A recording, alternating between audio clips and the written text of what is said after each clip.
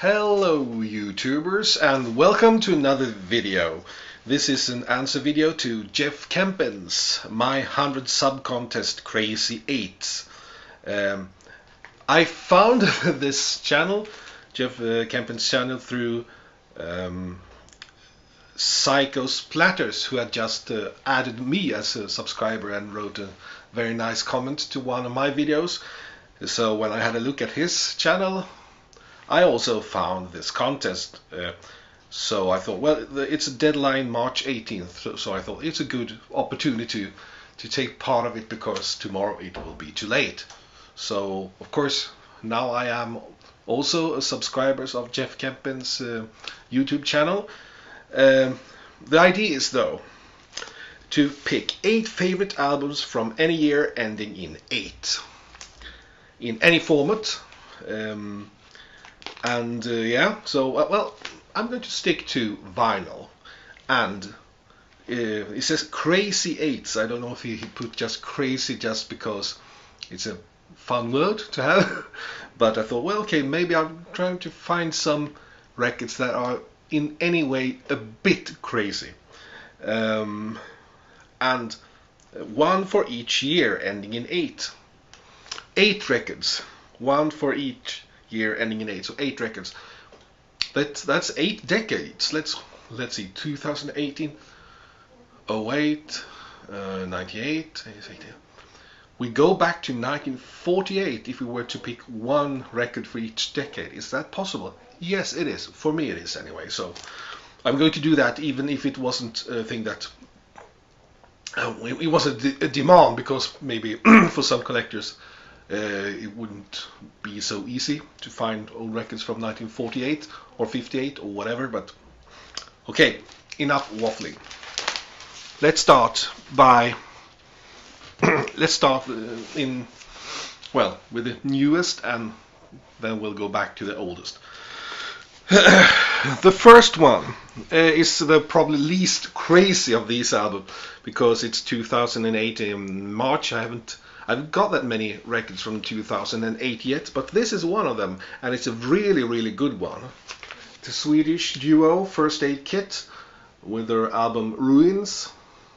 I've been a First Aid Kit for almost 10 years now, and I've got all their albums, and I think their vocals are lovely. It's not that crazy, but it's really quality music, and I tend to think that this is their best yet. I'm very fond of this. It's a very strong start of 2018 when we talk about contenders about this year's best album. 2018, First Aid Kit, Ruins. Okay, 2008.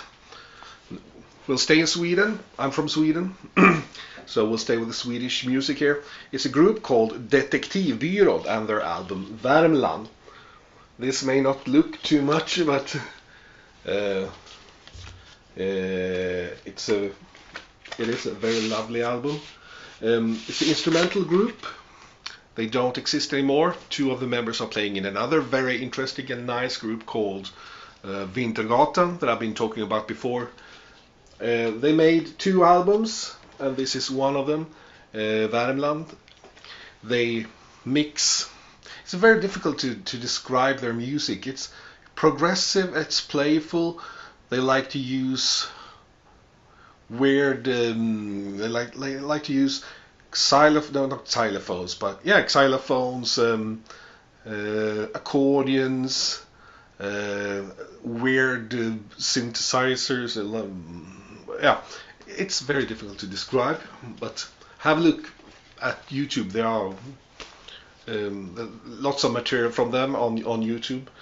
Detektivbyrån and their album Värmland from 2008. It's a bit crazy. Musically it's a bit crazy, but crazy in a delightful way. And another group that's crazy but in a very delightful way is the French duo Air. And from 1998 I would pick Moon Safari. This is probably a record that most people have heard about. It was their big breakthrough album with the songs like Kelly Watch the Stars and Sexy Boy. And it was also the record where I first heard about them, and I saw them back on MTV, and I really love this spacey, both modern and both vintage sounding music that, well, looks back to, well, it winks towards like old 60s pop, French pop, but also it sounds very modern with all the synthesizers and so on. I don't think I need to talk much more about Air. If you haven't heard about them, you should check them out. If you like good instrumental pop that's a bit crazy. Alright, that was 98, back to 1988. And this is a record called Vendeltid by a group called Looping Home Orchestra. And it's led by their leader, Lars Holmer. Lars Holmer was a musician. He played in a group called Samla Mammas Manna in the 1970s. We're back in Sweden now. And also very playful, a bit crazy instrumental music, that very good film music, I think, because it describes many feelings in the arrangements and in the way the songs are put together. Yeah, like we have this carousel music, merry-go-round music, about a really scary merry-go-round too. You can hear on the music how scary it is, because, and it goes faster and faster and faster, more and more and more scary and so on. And we have Utflykt med damcykel. It's like a hike on a lady's bike. You get a feeling of on this really old rusty bike, cycling on these old worn roads. Whereas, it's very descriptive music, and it's fun, and it's a bit crazy. Lars Holmer was one of the Swedish composers that I admire most, just because of his great playfulness. So, Vendeltid, Looping Home Orchestra with Lars Holmer. 1988, 1978 then, alright? Let's go to United States and Robert Crumb and the Cheap Suit Serenaders, number 3. This is their third album. Robert Crumb, of course, famous cartoonist, famous record collector, who had this hobby group called the Cheap Suit Serenaders, where they played old 1920s silly songs and 1930s silly songs taken from old 78 RPMs, probably that Robert Crumb had found in his nice collection of such records. I got all the vinyl albums that they made. Still looking for their red 78 RPM record with My Girl's Pussy. I haven't found that yet, but I will soon, I hope. Lots of fun, a bit crazy, and definitely lovely music. They were just a joke. They played really great music too. That was 1978. Okay. 1968, it's very easy to find crazy records from 1968, but I thought this because it's so stupid. It's Homer and Jethro, the American, let's call them country comedians. There's nothing like an old hippie from 1968.